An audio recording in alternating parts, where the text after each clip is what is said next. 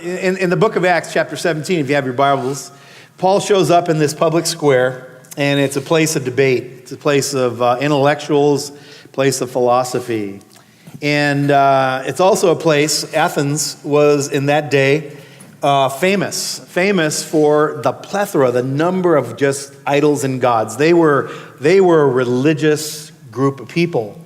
The Athenians, they were famous. In fact, one historian said that it was more likely to run into an idol than a human being in the city of Athens. There were so many. And they were everywhere. Now, the backstory is Paul had gotten run out of town. He'd gotten run out of town in Thessalonica, and he'd gotten run out of town and pushed over towards Athens, and he was waiting. They said, go there, wait, we'll be right there. And while he's waiting, he begins to look around, and it starts like this. While Paul was waiting for them in Athens, those of the other brothers, he was greatly distressed to see the city was just full of idols. So he reasoned in the synagogue. As was his pattern, he would go first to the Jew and then to the Gentile, with both Jews and God-fearing Greeks, as well as in the marketplace, day by day, with those who happened to be there. It seems like Paul was the guy, if you sit next to him on the airplane, you're going to talk the whole time. Yeah, he's not going to put the headphones right? on. Yeah, you get that feeling, like, I don't know what you're like when you get on an airplane, but he's that guy, if you sit next to him, you're going to have a conversation. Like, he's going to make you take out at least one earbud and pay attention to what he's saying. I notice you have an idol there. Yeah. Oh, look at that. And you could also I just love how this good Jewish boy was just provoked by all these idols. He just couldn't not say something about it. He couldn't help it. Like, it was one thing, like, of course he's going to go on the Sabbath, and of course he's going to talk to the Jews and the God-fearing Greeks. But as he just walks around town, it just bugs him. He just can't take it. And he just starts conversations in the marketplace, which unfortunately we don't have in our culture that exact thing. But in many other cultures around the world, if you travel, you'll find literal marketplaces where you interact with actual people. You're not made to check out your own thing through a robot, but you have interactions and you start conversations, and it's where the news came, and it's where you met people, and that's what was happening there.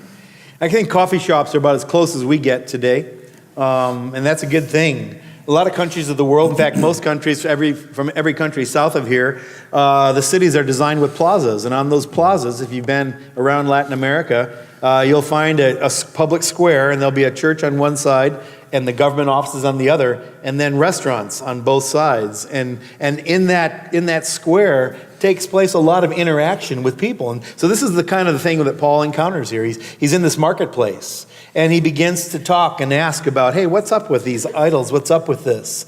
And so a group of... I just pay attention to the word reason here, because this part means dialogue. We're going to get to a place where he just has a sermon, but first he talks back and forth. So he's not just speaking, but he's listening. He's hearing what's going on in their culture. He's paying attention. And then from what they're saying, he's giving a response. I know that seems obvious, but I'm not sure we have a lot of dialogue anymore. I think we talk at one another, but we don't listen. And what he was doing was listening and responding. Man, the ability to have dialogue, right? I mean, I think that our culture today is known for just the shrill people screaming at each other. You know, all capital letters or something. But just, we're all sort of, our voices are high, the pitch is high, the emotions run high. But dialogue is this ability not just to talk, but to listen, right? How do you feel when someone's talking to you and you know they're not listening to you? Doesn't that feel a little bit kind of degrading? Like, wait, you're not interested in really having dialogue. You just want to tell me what you believe, right? And I think there's something for the church here, folks. There's something for us here to offer a hurting world. We'll get into this in just a second. So a group of Epicurean and Stoic philosophers began to debate with him. That was two schools of thought. We'll circle back to that as well. But they were really well known. They had their following, both these groups of people. And some of them asked, well, what's this babbler trying to say? And a babbler in this word, in this context, was a picture of a crow picking up scraps from under the table, a bird. You've been in an outside cafe in an outdoor restaurant, and the birds are waiting for you to leave so they can pick up all the crumbs that fell from your meal. That's what they're calling Paul. You're just like, this is just scraps of stuff. Where are you getting all this? And others remarked, he seems to be advocating foreign gods. They said this because Paul was preaching the good news about Jesus and the resurrection. Christians in the early church were seen as atheists because Rome and Greek culture had hundreds, if not thousands, of gods. And so for a group of people to say, actually, there's only one, was actually seen as being pagan. Isn't that crazy? In a pre-Christian culture, Christians were seen as pagans because you don't believe in all of, we have a whole group of gods here. You can't just say there's only one. And so Paul was seen as pretty much crazy. And you see, from these conversations, he actually earns a platform. That's what happens here. Because even though they're calling him babbler, even though they're a little bit insulting towards what he's saying, they want to hear more. So then they took him and brought him to a meeting place at the Areopagus, where they said to him, "May we know what this new teaching is that you're preaching? You're bringing some strange ideas to our ears, and we would like to know what they mean." And you see here, all the Athenians and the foreigners who lived there spent their time doing nothing but talking about and listening to the latest ideas. So, human nature, right? We haven't changed. We're still the same. They just didn't have anything they had literal scrolls, but they didn't scroll through things. They had, where have you been? What have you heard? What's going on? Give me something new. I want something novel. So even though they were a little bit insulting towards what he was talking about, they wanted to hear more. And they brought him to the place where that happens, this rock of Ares, their god of war, the Greek god of war. But it's been renamed now Mars Hill because, remember, Rome conquered all. And so Greek culture, though, conquered Rome. So militarily, Rome was the leader of everything, but then this leaven of Greek thought, of Greek philosophy, went all throughout Rome, and really it was still highly regarded, even though militaristically they couldn't defeat Rome. Intellectually, they'd kind of won a lot of ground. And so just one god replaces another god, but it's all the same thing. Like one god of war, another god of war, laid on top of another, one idol stacked on top of another, all over the place. And then here comes, though, a god, not just a god of war, but a god of all things that Paul's about to proclaim to them. Isn't that interesting? Archaeology. I was our oldest son and his wife worked in Rome for a few years, and we went over and visited, and we looked at some of the ruins, and the ruins are kind of cordoned off. You can't just anybody go in there, but we got a chance to see some of the excavating they're doing as they dig down through layers of earth. And as you look at the cross section of the earth, you actually see layers of civilization. You see layers of when people lived, and then in that layer, as you begin to disturb it, you find out how they lived. And so all through the centuries, there's been these layers of this view of God. Most of the culture that we're reading about was an oral culture. It was passed on orally. And so what you find is these opinions years after years after years, and Paul stands up and shares something that is revolutionary. He says, listen, there's one God. And so here's his approach. We're going to walk through this real quick. Here's what he does. And we're going to kind of look at this and go, what does this look like today? Paul starts, first of all, with where they are. He starts on a common ground. I love this. Rather than pointing out where they're different, hey, you don't believe like I do. Hey, you don't think like I think. Paul starts on a common ground. Hey, you know what? We have this in common. He stands up in the meeting of the Areopagus and says, people of Athens, I see that in every way you're very religious. So you believe in gods. For as I walked around and looked carefully at your objects of worship, I even found an altar with an inscription to an unknown God, agnosto theo, an unknown God, this God that you don't know who he is, but you sort of believe. I see that you're ignorant of the very thing you worship. And he's not using that word ignorant as a slander, as a slam. He's using it as an unknown. Listen, I'd like to declare, I'm going to proclaim, I'd like to describe this God to you. Pay attention, because remember, think about the sermons we've heard before this. Peter's sermon, right out of Pentecost, right out of the gate, as they spill out into the streets. Or think of Stephen's sermon. Where do they start? They start on common ground, but they have a different audience. So the common ground is, let's talk about Abraham. Let's talk about your father. Let's talk about Adam. Let's talk about the prophets. But he knows I can't do that. If I start with with Adam, if I start with Abraham, I've lost these guys immediately. So instead, I'm going to start somewhere else. And that's exactly what he does. He says, the God who made the world and everything in it is the Lord of heaven and earth and does not live in temples built by human hands. He's not served by human hands. And if he needed anything, rather he himself gives everyone life and breath and everything else. You see what he's doing? He's picking at that idolatry. And intellectually, he's going after it and saying, does it even make sense that an idol needs to be served? If he's God, why does he need us? You're serving something that intellectually doesn't even make sense. Why are we making sacrifices to these many gods? And are any of them strong enough to have created everything that you see? Instead, let me propose to you a God who is over all other gods, who has created everything and needs nothing from us, but rather has given us all things. And he says, from one man, he has made all the nations, that they should inhabit the whole earth. And he's marked out their appointed times in history and the boundaries of their lands. And so he's declaring that this God isn't like some passive, out to lunch, unknowable, but he's a God who has set boundaries in the earth. He's a God of order. He's a God who's sovereign over the affairs of men. So Paul begins to describe and unpack this God. But then he doesn't just leave him as an impersonal deity. Listen to what he says. He's nearer than any other God. He says, God did this. He marked out those boundaries so that we would ask, who did this? I'm paraphrasing. Hey, who set these boundaries? You ever been hiking out somewhere in the backcountry or hiking along somewhere that's, way out, and all of a sudden you come to a fence and you're like, oh, must be private land. Someone set this fence up. Someone must own this land. I'm no longer on public property. I can't go over there without a twinge of conscience, right? And this is what Paul's talking about. He says, God did this so we would ask and perhaps reach out and find him, though he's not far from any one of us. So Paul, on one hand, is describing this sovereign, powerful God, but on the other hand, he's describing a God who is near. Look, he's closer than you think. In theological terms, we'd call that transcendent. He's above everything, but he's immanent. He's closer than anyone. Matter of fact, think about, reach all the way back to any Greek history you might have learned about their gods or even Roman gods, and think, what did it look like when their gods interacted with man? It never went really well. It always ended poorly. And he's describing here a God who is so big and powerful and yet actually not terrible. Right? Because their own gods were pretty terrible, pretty miserable to be around if you had interactions with them.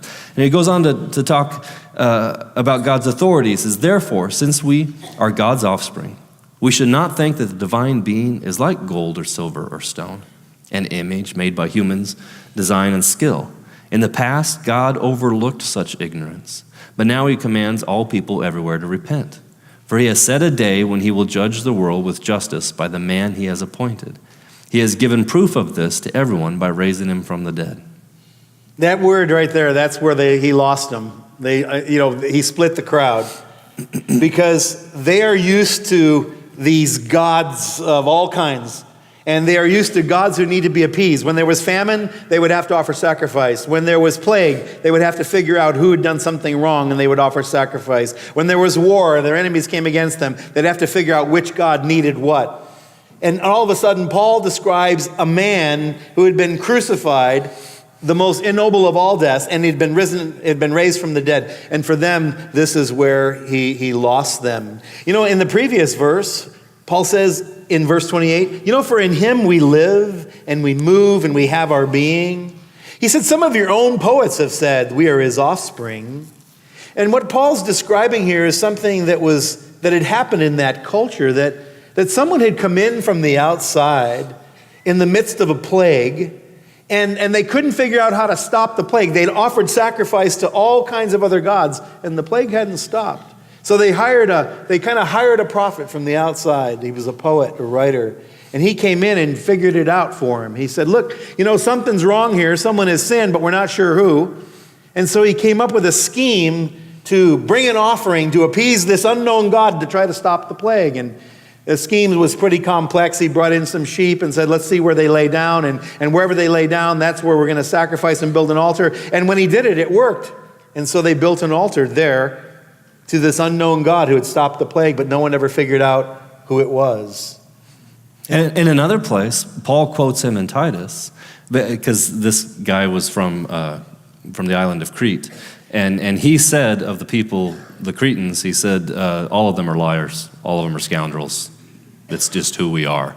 In that passage, he called him a prophet. This guy doesn't know God's name. You hear me? This prophet that Paul describes as a prophet doesn't know God's name. And yet somehow, just like he was describing here, he reached out, he grappled in the darkness, and he found some truth. Not complete truth, but he found some truth. And Paul, being the student that he was of culture, he looked into their culture. He had conversation with them. He dialogued with them. He found this prophet, and he said, okay, this guy isn't right about everything, but he's right about one thing, and so I'm going to start with him. And I'm going to quote him. And I'm going to, because remember, he's pointing to an altar. He says, this guy knew something. He knew actually one of the first things you have to know to get anywhere. I start to figure out that I don't know, right? I know what I know, but I know I don't know something too. I know I don't know what's wrong here. I know I don't know the God's name, but I know there is a God out there big enough to fix our problems. And he reaches out to him. And so when they heard about the resurrection of the dead, some of them sneered. They mocked. They made fun of him. But others said, we want to hear you again on this subject. At that, Paul left the council. Some became followers of Paul and believed in Jesus. Among them was Dionysius, a member of the Areopagus, also a woman named Damaris, and a number of others. So at that moment, God is at work. And here's what we want to really bring out this morning for all of us. Listen, the church is in a very interesting position right now in our culture in North America and in the West in general. Because I think we're at this moment where the world is in an uproar. The world is in turmoil. The world is gnashing their teeth at politics and religion and economics and inequality and all the things we talked about a little bit last week. The world is polarizing into tribes. And here we are, the church, and we have this opportunity to listen first. To listen first. And if we're threatened by listening, there's something wrong with your faith, with our faith. If we're insecure about listening to what other people believe, there's something missing in our faith. Come on, can we listen to a lost world, really listen to what they're saying? It's not saying by listening we agree with everything. But man, can we listen? And so what we walk away with when we listen is this ability to be seen or to have this opportunity. Paul had this opportunity. And did everybody respond? No, some of them made fun. But man, if you're just in the business of feeling good about yourself, you should just sell ice cream. That's about the safest bet you can have, because no one's really going to hate you for selling ice cream. Right? But we're not here to find the perfect place where everybody loves us and feels good about us. We're here to be witnesses. We're not here to shove things down people's throats. We're here to proclaim. And God is in charge of the results. But here's the thing. In missions, the greatest criticism against the last 150 years of missions activity from the West going to the unreached peoples is that missionaries came and colonized. They came and made natives, indigenous, they made them put on Western clothes and sing Western songs and eat Western food and live in Western housing. And that was a big mistake. They carried the message of Jesus, but they carried it with a bunch of baggage. In order to be a Christian, you have to wear a suit and tie. In order to be a follower of Jesus, you have to sing an English hymn of some kind. And that was a big mistake. And I think we need to cop to that. We need to admit to that. But it doesn't change the message. It doesn't change what is true. I don't think we're in danger of that anymore. I think we're in a greater danger, that we, the missionaries, have been colonized by our culture. They've colonized us into silence. We have absorbed. See, we don't want to offend anybody. We don't want to talk about anything uncomfortable. Everybody's a winner and everything is true. And that's not true. That is just simply not the reality, I think, that we see in the Word of God. And what he's describing actually often starts as mission or outreach of some kind. The conversations I've had with people that went down to the pub to be a witness, to be light, and ended up drunk in the pub. Drunk in the pub. In Jesus' name. They weren't.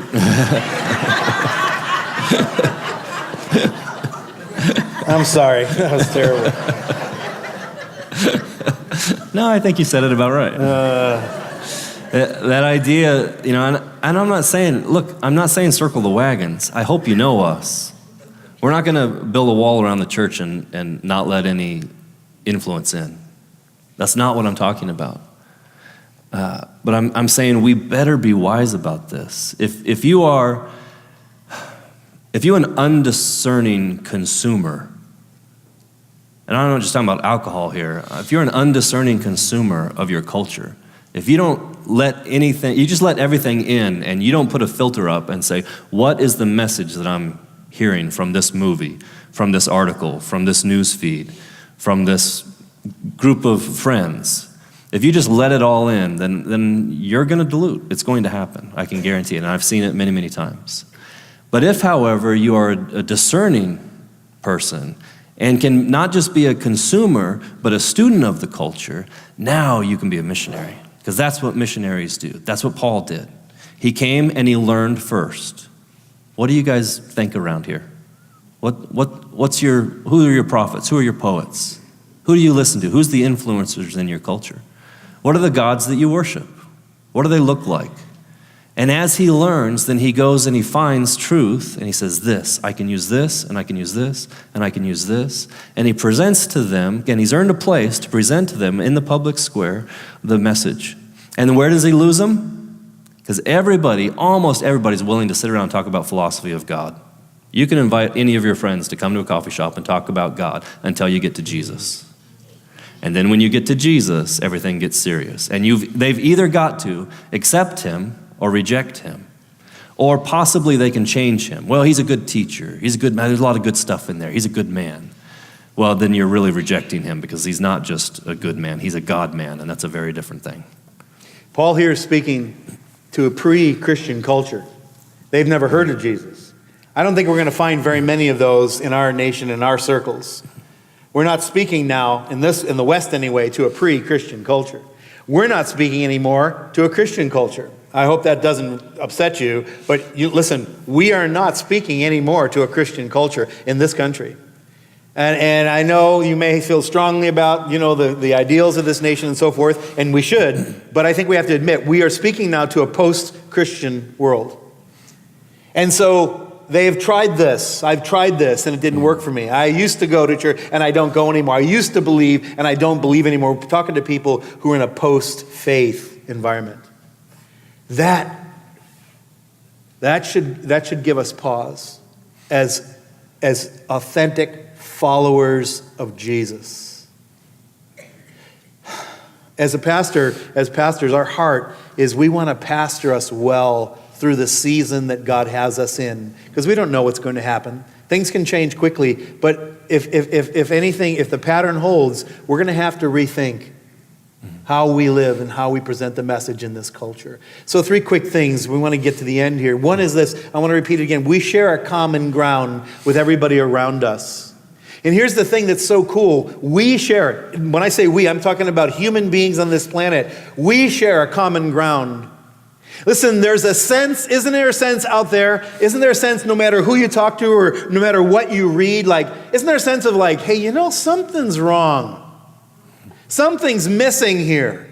Hey, where's the love? And so people are asking the right questions. I mean, the unbeliever and the believer alike are asking, hey, don't things seem a little gnarly between us? Left and right, red and blue, poor and young. I mean, doesn't there seem to be we don't talk civilly to each other anymore? Listen, that's awesome common ground. Doesn't it feel like we're sort of lost something we used to have? You guys, pull on this thread. Pull on that thread with people. Yeah, doesn't it seem like we lost the love somewhere?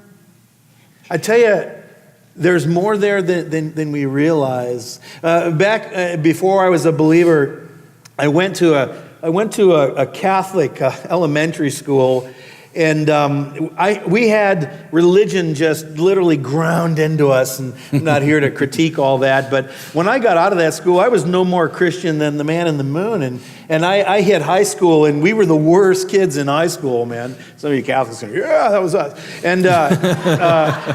And we were just the worst kids, and we had this reputation, and we would hang out when we hit the 21. There was a certain bar that we would hang out in the city of Chicago, and all my friends would be there, and we'd be there on a regular basis. And then I left there to get out of town, and about 5 years later, my wife and I become believers. We become Christians. And a few years after that, I went back to my hometown. I'd been gone for like 7 years.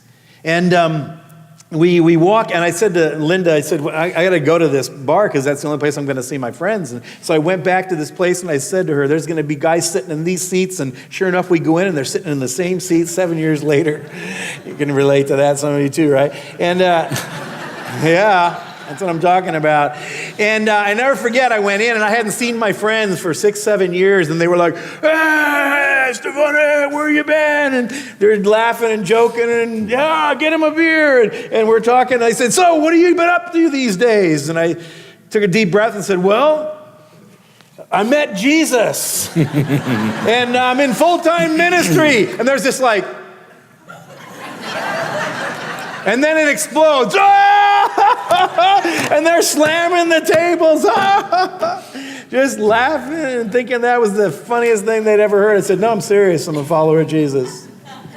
We'd heard about Jesus for years, but he was meaningless to us. That's my point.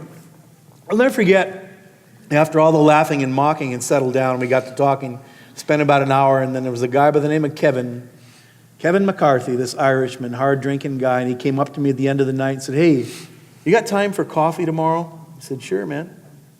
What's up? He kind of looked around to make sure no one was listening and said, you know what? Truth is, my life's a mess. Truth is, my life's a mess. Listen, there's a lot of mess outside these doors, and people are afraid, and they're confused, and they're hungry, and they know something's wrong.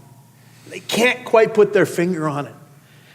And the last thing we want to do is say, well, you're wrong. Well, why? Because we're all wrong. What we want to do is hold out a word of life to what can fix it. And that's the message of the gospel. You know, excuse me, another commonality is that philosophies haven't really changed that much.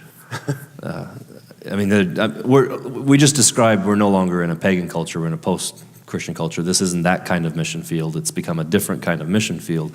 But as far as ways of looking at the world, there are still Stoics out there, right? The Stoic philosophy is, the good is in the soul, and the only way to really, advance in life is to put these controls in place.